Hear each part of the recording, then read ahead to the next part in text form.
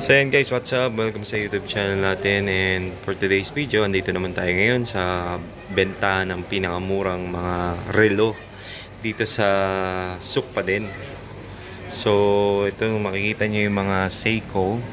Ayan, iba't ibang klase ng Seiko. Magtatanong tayo niyan mamaya sa loob. Tignan natin kung magkano yung presyo ng mga Seiko yan.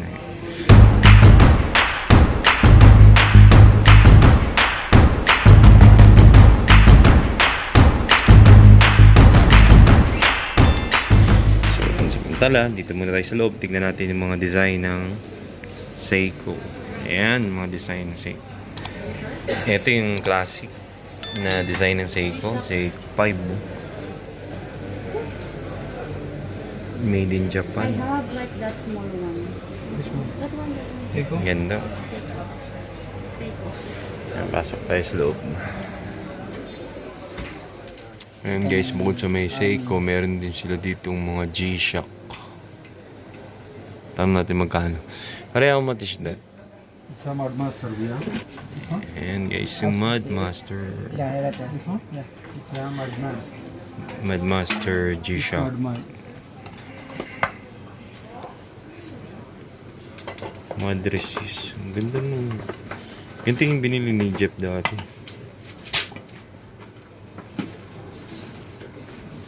Dito yung pinaka-ilaw niya. Malupit ang price. Ang ganda. Yeah, the face heavier, Seiko heavier. More. Tsaka original to na Casual normal. G-Shock. So, Ayan o. what price are this one? Small price. Yeah. So, Ang kulay niya is much is that? green. Parang green to. Dark green. How much is this, pare? Mudmaster. So, 1,050 kami. Mudman. 1,050. Yeah. 1,050? Magkano to? 1,050. Sana all! Yeah, Mudman new How model. about that one? So ito, 1,050 raw. So, okay. Mudma. So, yeah. So, That one, how much? 2,1. 2,100. Imagine nyo guys, 2,100. Sana all! 100 dati, 1,500 lang presyo niyan. Tumaas na sila ngayon. Ito magkano? 1,050, no? Ito mas mababa, 1,050. Ang mabigat to, ha? Yeah. Mabigat. Mabigat yan, boy. This one I need This one is 900. 50. Yeah. How much is the last? 950 last price.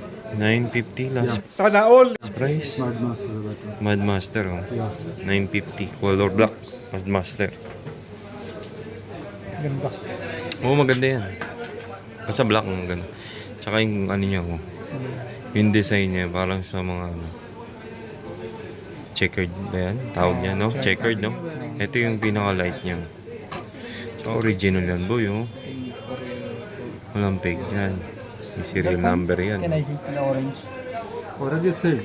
Same? Yeah. Okay. This one small price. This one digital small. This one small size. Hmm. This one see Bluetooth also. Bluetooth? Coming? Yeah. That one? Can I see? Ah, that. This phone finder. Okay. May Bluetooth pala to.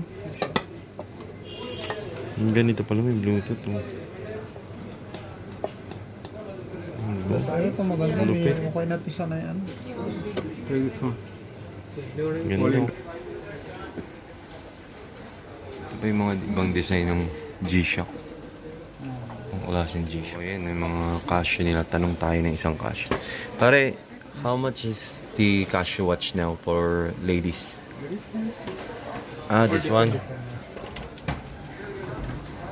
This one yung Casio.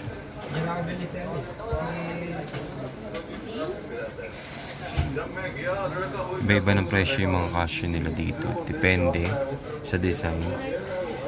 And ito yung Seiko 5 nila. How about the Seiko 5? How much is the range? 400 starting. 400 starting. For ladies or men? Same. Both men and women. Yeah. Ayan, 400 Qatari Riyal ang starting ng mga relo nila sa Casio 5. Seiko 5. Seiko 5 yan ha. Ayan o, Seiko 5. Original yun ha. And you also have certificate from Damasco, right? That's why, ayan. May certificate sila ng Damasco, kaya siguradong legit, original. Dito ko nabili yung last na relo ko noong 2016. At legit talaga yung mga relo rito. Ayan yung mga certificate nila guys dito. Kaya hindi kayo mapipeke. Talagang mayroon silang certificate ng Casio, ng Seiko.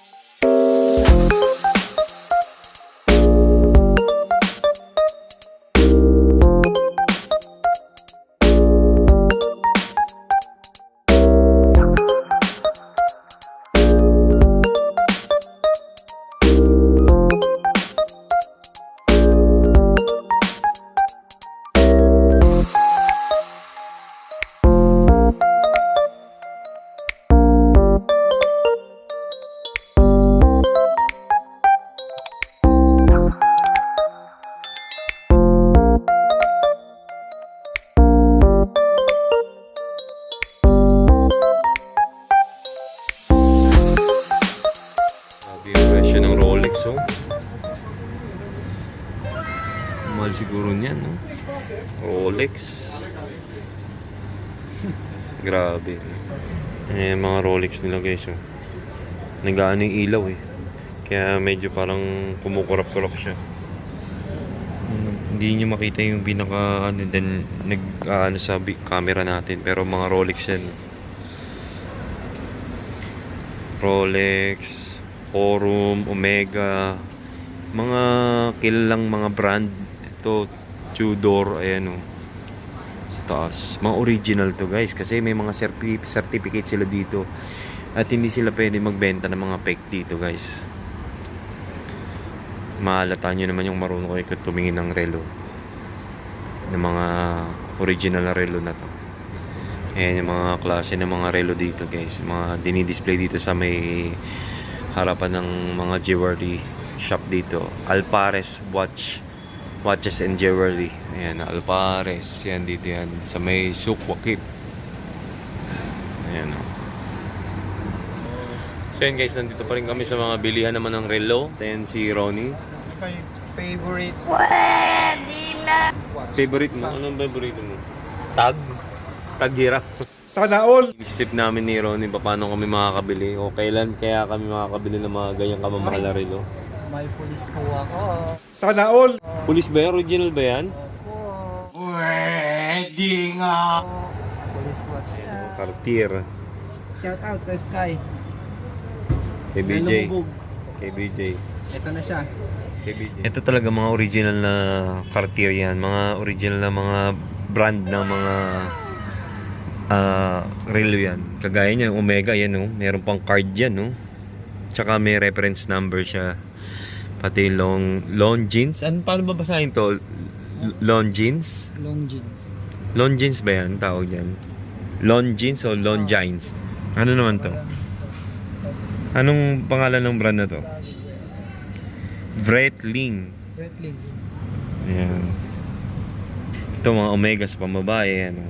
Hindi kayo madidihado dyan kasi mayroon silang certificate na legal sila magbenta ng mga original na mga dito. International warranty. Tapos may reference number, may watch number yan. Kaya hindi kayo talaga mapipake. Kagaya yung mga tag-Heuer na yan, oh. Paborito ni Ronnie yan, kamo. Paborito ni Ronnie. China Old.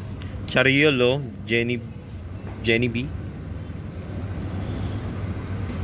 Di ba? Mga mayayaman lang nakakabili din dito. So, ayan, oh, guys. Oh. Ipon na lang tayo. Ipon na lang. Ayan yung tsura dito ng mga gold jewelry sa may Souk. Ang ganda tingnan. Gold na gold ang kulay ng mga gold shop dito.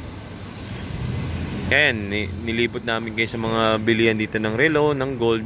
Kasi para magkaroon tayo ng idea kung sino yung mga nandito sa Doha. Bigyan namin kayo update. Silver diamond. Saan? Oo nga, no? Diamond ba yan? Silver diamond bro. Piyado to, diamond to. Totoong diamond, no?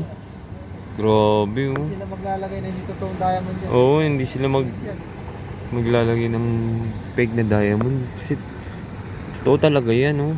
Grabe. Rolex Oyster Perpetual Datejust original touch. Kung ilan magkano kaya yan?